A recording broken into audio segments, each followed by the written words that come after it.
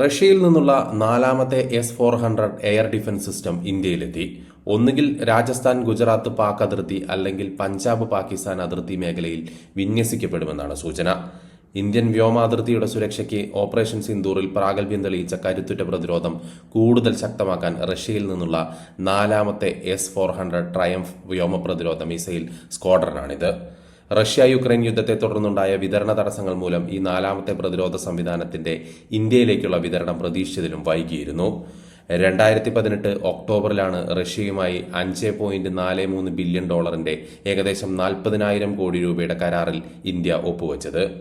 5 സ്ക്വാഡ്രനുകളാണ് ഈ കരാറിലുള്ളത്. കരാറിലെ അഞ്ചാമത്തെയും അവസാനത്തേതുമായ സ്ക്വാഡ്രൻ വരുന്ന 2026 നവംബറോടെ ഇന്ത്യയിലെത്തും. 600 കിലോമീറ്റർ അകലെ നിന്ന് തന്നെ റഡാറുകൾ വഴി നിരീക്ഷിക്കാനും 400 കിലോമീറ്റർ വരെയുള്ള ശത്രു ലക്ഷ്യങ്ങളെ വെടിവെച്ചിടാനും ഈ വ്യോമ പ്രതിരോധ സംവിധാനത്തിന് കഴിയും.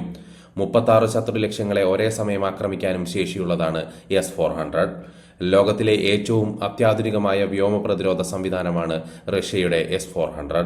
ശത്രു രാജ്യങ്ങളുടെ യുദ്ധവിമാനങ്ങൾ, അദൃശ്യമായി പറക്കുന്ന സ്റ്റെൽത്ത് വിമാനങ്ങൾ, ഡ്രോണുകൾ, ക്രൂയിസ് മിസൈലുകൾ, ബാലിസ്റ്റിക് മിസൈലുകൾ എന്നിവയെ ഒരേ സമയം കണ്ടെത്തി തകർക്കാൻ ശേഷിയുള്ള ഒന്നാണ് S-400.